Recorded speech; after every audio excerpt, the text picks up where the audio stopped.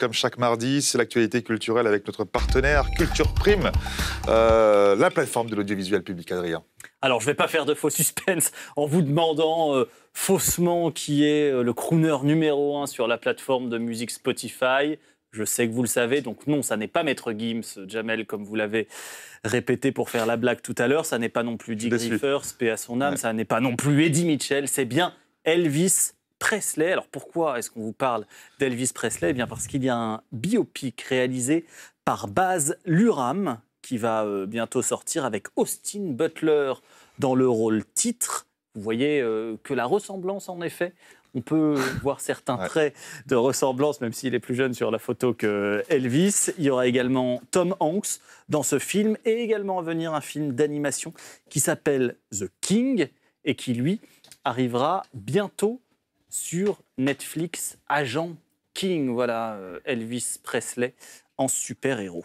Allez, nous ont rejoint sur ce plateau Jérémy Pontieux, bonsoir. Bonsoir. Notre confrère d'Arte, et également Belkacem Balouli, bonsoir. Bonsoir. Merci d'être avec nous. Vous êtes rédacteur en chef de Rolling Stone Magazine. Et pour comprendre cette popularité, Jérémy, vous êtes revenu à la source.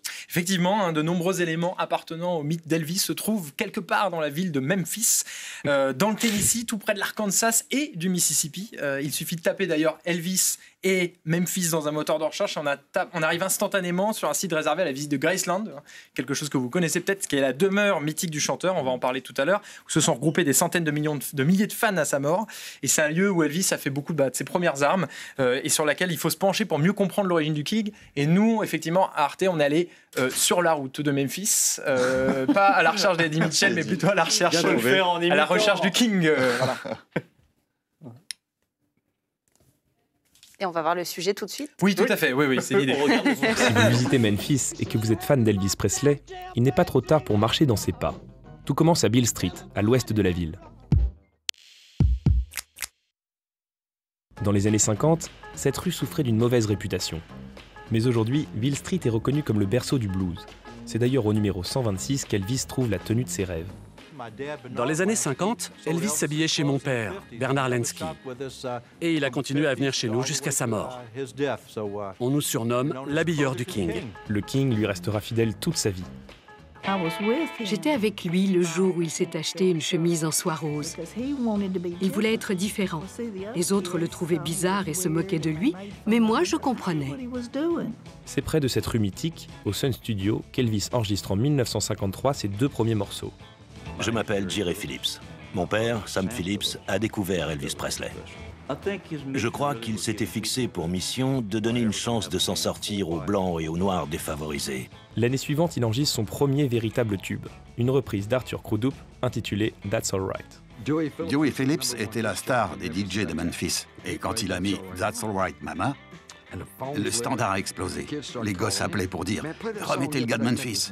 C'est au Shell Theatre qu'Elvis monta sur scène le 30 juillet 1954. Quand il arrivait sur scène, ça faisait comme un coup de tonnerre. Et quand il chantait, c'était pire. On savait ce qui se préparait. On savait que tôt ou tard, il finirait par percer. Pour beaucoup, on assiste ce soir-là au premier concert de rock'n'roll de l'histoire. Avec l'argent de ses premiers succès, Elvis s'offrit en 1957, 4 ans seulement après ses premiers enregistrements, la somptueuse demeure de Graceland, dans le sud de Memphis. Il y vécut pendant 20 ans, au début avec sa mère. Elvis adorait sa mère, et il lui donnait toujours raison. Parfois, il revenait avec une fille d'Hollywood, par exemple Natalie Wood ou une autre célébrité. Et le lendemain matin, Madame Presley lui disait « Elvis, cette fille que tu as ramenée, ce n'est pas ton genre. Tu devrais la renvoyer à Hollywood. » Et il l'a renvoyée aussitôt. Gladys Presley, sa mère, décède en 1957. Son fils resta inconsolable. Il mourra des années plus tard, lui aussi à Graceland. La maison et ses alentours sont aujourd'hui un immense musée à la gloire du chanteur.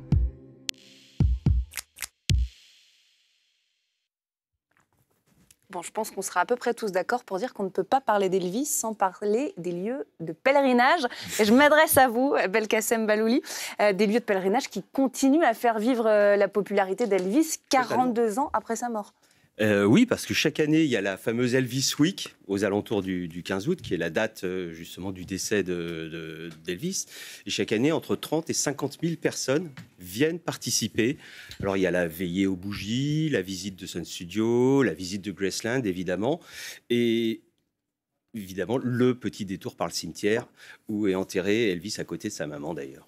Et chaque année, il y a donc le public français, mais international, qui viennent de loin, juste pour cette petite semaine. Voilà. Et il y a eu un fan un peu particulier dans les années 70, qui s'appelait Bruce Springsteen, qui a eu la riche idée, un peu éméchée, d'aller visiter Graceland, mais il s'est fait arrêter par la sécurité là, au moment où il franchissait les grilles.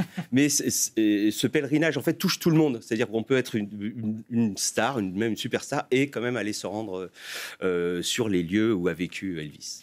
C'est vrai que c'est un lieu mythique pour Elvis, mais alors aussi pour beaucoup d'autres artistes blues. Il y a B.B. King qui était là.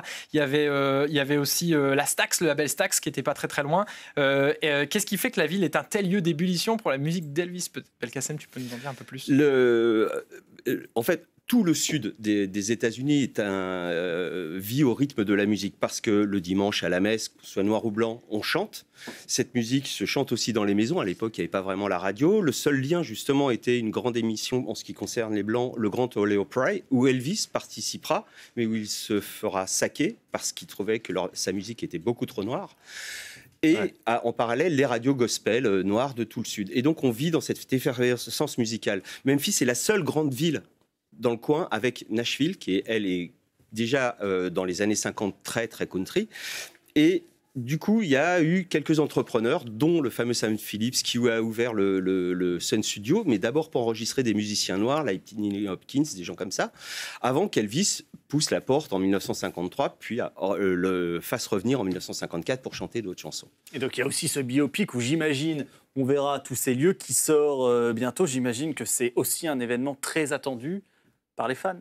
Oui, c'est vrai. Il y a effectivement Baz Luhrmann qui travaille dessus. C'est le réalisateur de Moulin Rouge, entre autres choses, Roméo plus Juliette, Australia.